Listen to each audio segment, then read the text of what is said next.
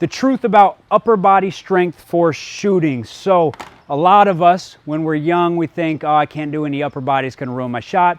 Then we talk to the strength coaches say, nah, man, it actually helps your shot. We believe them. And then we go make these huge upper body transformations and start training like bodybuilders. So I'm gonna circle one of these upper body transformations. Is it good? Is it bad? Or does it depend? And I think a lot of you guys know which one I'm gonna circle. So first of all, there's a difference between just good quality, functional, full body training, doing some upper body training, and really crushing like a bodybuilder, right? There's very few situations when crushing like a bodybuilder actually helps your shooting.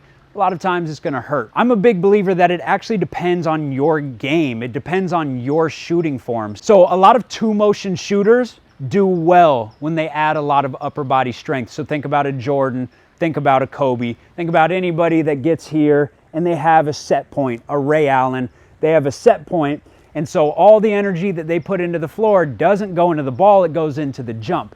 It goes into the ball and then it stops. And so now you got to recreate energy by muscling your way through that second half of the shot. Because they have to use more muscular force on the second half of that shot, they usually do better when they get stronger. Now, when you're a smooth Steph Curry, Trae Young, I'm a one motion shooter, every bit of force that we're putting into the ground, it's all going into the basketball. And since there's no stopping point, I have all this fluid momentum. So I don't have any one muscle group creating a lot of force. I just have it all synced together. It's all working together to create a really high velocity in the basketball. And that's why the shooters with range are typically one motion shooters. Also, the reason why little kids are one motion shooters, go watch 10-year-old, 11-year-old, 12-year-old. A lot of them actually have crazy range, and it's because they get it from the hip and they shoot one motion. There is no stopping point.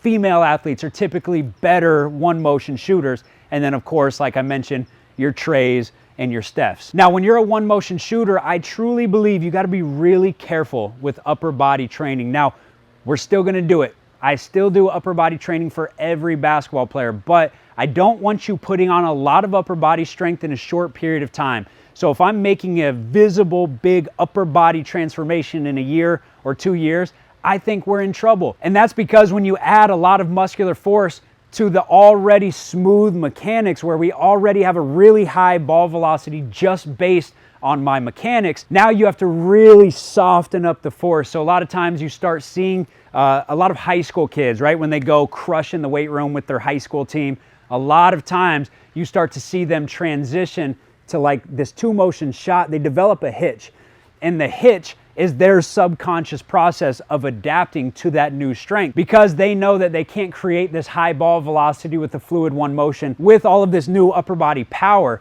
They have to soften up the touch. And so a lot of times you see them develop a little bit of a hitch. You start to see them get away from the smooth one motion. Other times they'll keep the fluid one motion, but you'll see a short arm because they can't get that good elbow extension, because again, they're trying to soften up the force. A lot of times you'll see them take the hand off the ball really early. They used to have a good follow through, and now everything is like that, because again, it's just this subconscious adaptation where they just have too much force and they're not able to soften it up enough. So when you look at players like Ben Simmons or Giannis, where they came into the league being able to shoot a little bit better. Ben Simmons could shoot pretty well in high school. Giannis could shoot pretty well, one motion shot rookie year, and now he doesn't shoot threes as well. You know, they went through a big upper body transformation in a short period of time.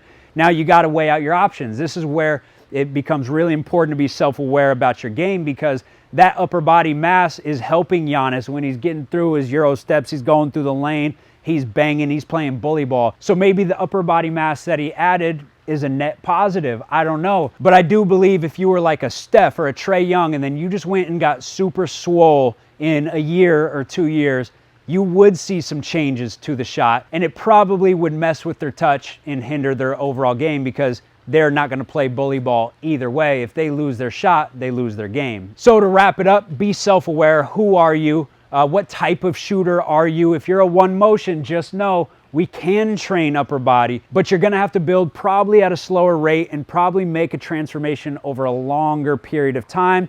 And even then, I don't know how much like real bodybuilder bench press stuff I would do. I would work on more functional basketball strengths. You could do your presses in a standing position, do my cable presses. I can do cable pulls, right? Adding a full body emphasis. I could do some dumbbell stuff here and there because I'm still working on the stabilizers. And it doesn't mean you can't bench, you could. But if you're gonna try to add weight every week and consistently get stronger and you start chasing numbers, I think we're probably gonna run into some issues, in my opinion.